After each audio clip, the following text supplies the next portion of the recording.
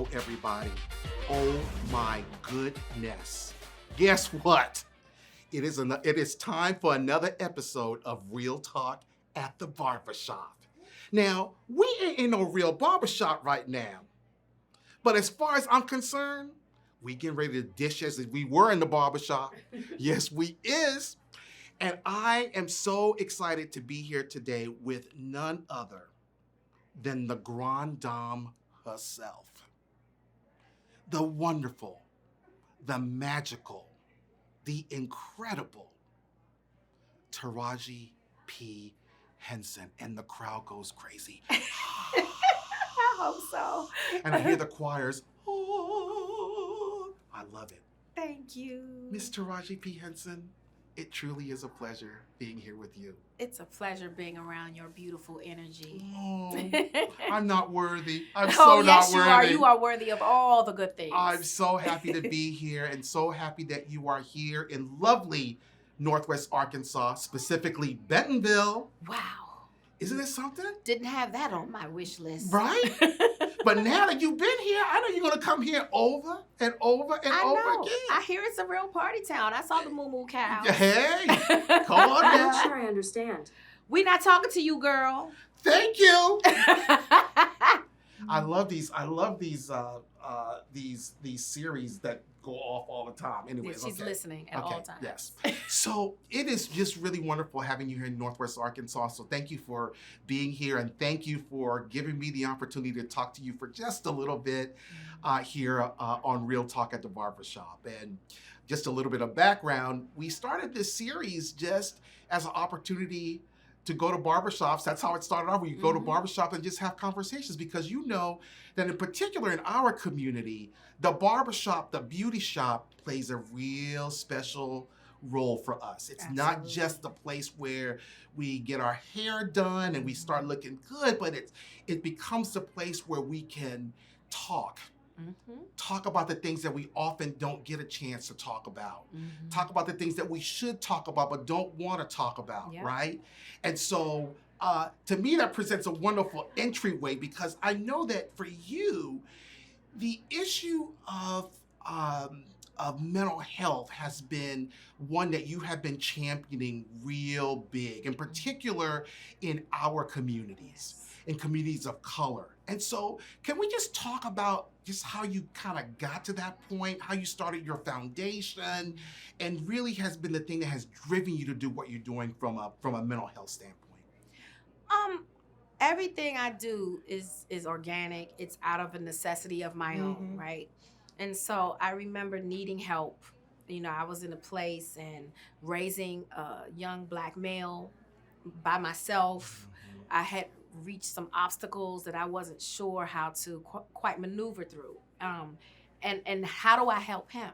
You know, and so when it came time to start looking for that help, it was like looking for a unicorn with a purple horn. Like, where is this person? And not saying that I can only go, or Black people should only go to Black therapists or clinicians. It's about cultural competency. Sure.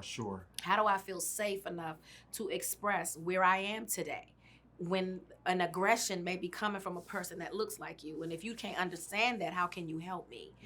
And so I remember calling my best friend, Tracy Jenkins, who runs my foundation, my best friend since the 7th grade, who also suffered from panic attacks since we were really, really young.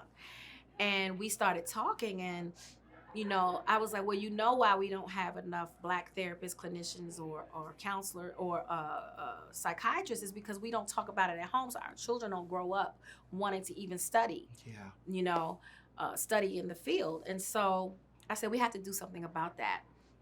And her, myself, and my little sister came up with the idea we should start a foundation, because I've been asked my entire career, what charities do you have a charity, or do you have a foundation? I was like, no, and I'm not gonna start one just to say I have one. This felt like a calling. Me and my best friend even talk about it, even through the trials and tribulations of my father, who I lost in 2006. He was a Vietnam vet, and he had his struggles. Certainly, you never come back from a war the same. Right. So it just felt divine, and that's how it was born. And because for me, I'm a privileged woman. I can afford $250 or $350 a session. But then there's this whole community that's not even talking about it, not even addressing the issues, who can't even afford it. Right. So how do I help? And it was through the foundation, and that's how it was born. You know, it's interesting. There was recently a report that was done by the Surgeon General talking about just the needs that exist today from a mental health standpoint, and how even social media and how digital has had an impact on people's emotions, people's self value and self worth, all of these things that really play havoc, right, in us trying to kind of get ourselves on the, centered in the right space. How, what are your thoughts on the role that digital is playing in our lives right now when it comes to mental health?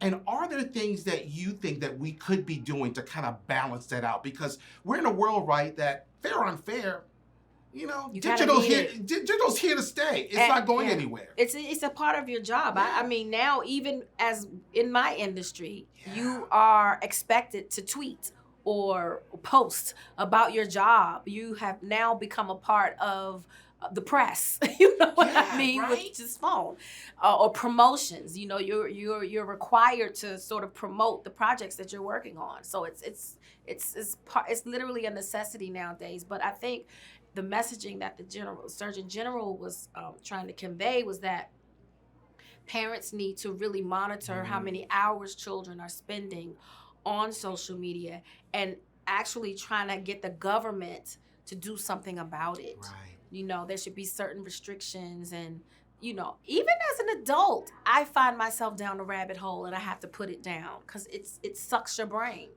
And, I can feel, and I'm a very confident woman, but after looking at people's filtered lives, because they're only going to show you the good, you start to feel a certain way about it. And I'm an adult, so I can only imagine what a child may be feeling. But what people aren't realizing is that it is detrimental to your mental health. And when your mental isn't firing on all cylinders in the good way, it causes you physical ailments. There's pain, insomnia, not able to sleep, depression, anxiety, sometimes suicide. So we have to be very careful with how we use social media. Yeah. What is your advice on how do we as individuals do a better job of getting people to just consider looking for mental health services, and I asked this because there was a time that it was all about access, right? Like the what you heard out there was, we can't find, there aren't enough folks, we can't find anybody, we don't know where to turn, and we're seeing more and more resources pop up. But it's interesting that even though these resources are popping up and we're seeing more availability, we aren't taking advantage of them. I even look at, here at Walmart, we just recently, taking into consideration the mental health needs of our own associates, we have increased the number of available hours that we provide our associates to be able to get free mental health services, right? But how do I get people to, now that we have them, which is great, right? What role can I play to get people to take advantage of that opportunity? Well, at our foundation, we started this initiative, meet people where they are. Yes. And sometimes when you say go see a therapist, that can be daunting for some people, or foreign, or weird, or I'm just not going to do that. So maybe invite them to a yoga class. There's other ways to take care of your mental, or to strike up conversations about, mental wellness. Yoga, meditation, a walk, get off of that thing, human connection.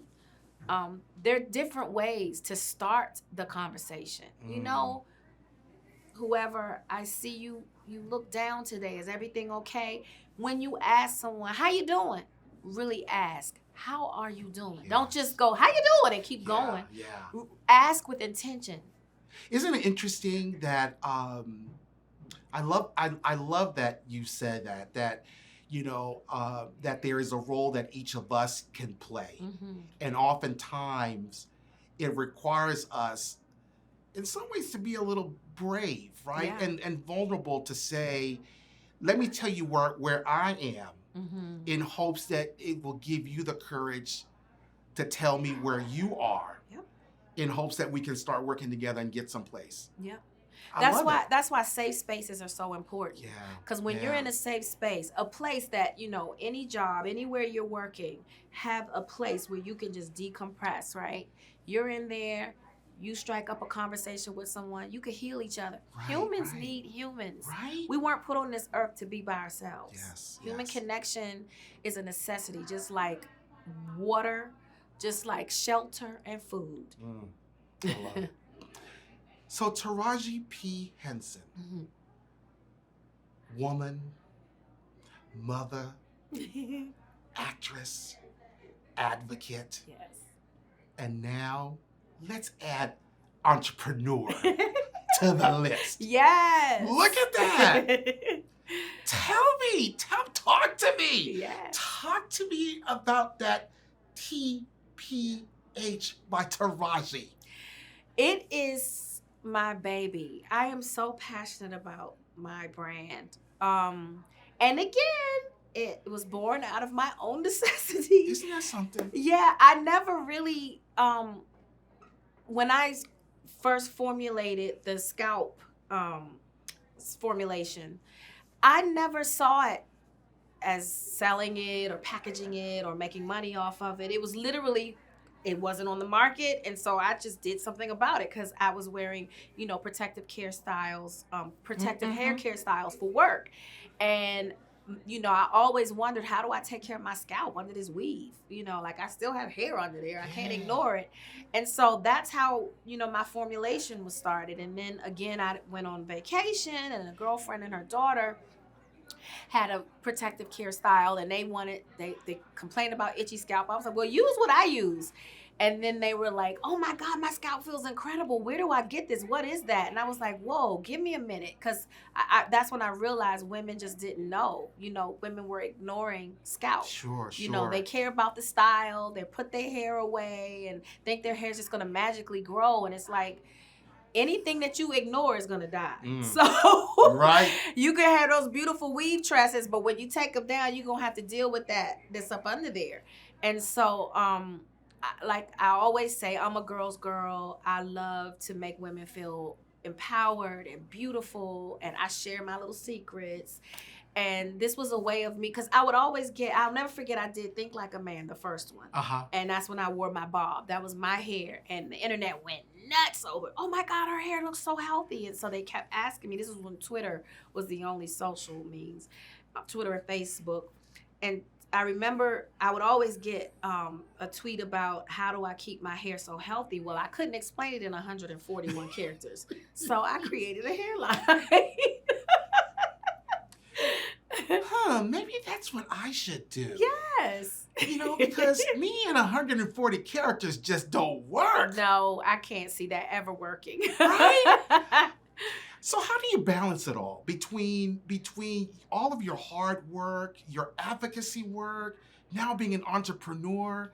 I know it takes a little bit of, you know, real work to kind of keep it all going and flowing and doing what it needs to do. Yes, and I learned the power in saying no. Okay. And not feeling guilty about it. And my house is a destination. Like, where I live is so peaceful. I have a very clairvoyant friend who came up there, and he said, this is a holy land, and I see a chief, a Native American chief in spirit walking around. And this is a protected land. And I've heard people will come up there and be like, I was in a really bad way, but I came up to your house and I left feeling much better.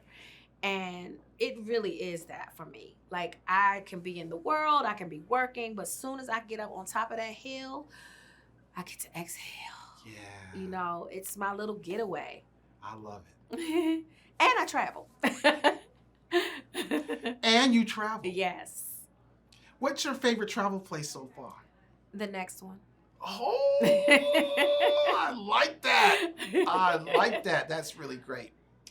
Of all of your products, what's your favorite? Scalp care. Really? Always start with my scalp.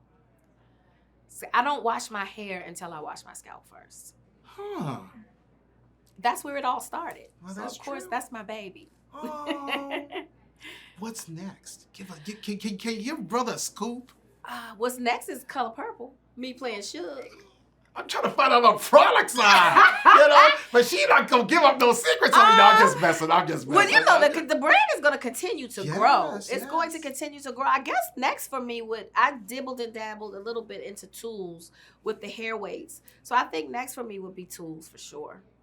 Is there any advice that you would give to would-be entrepreneurs who might watch this, who say, man, Taraji P. Henson did this.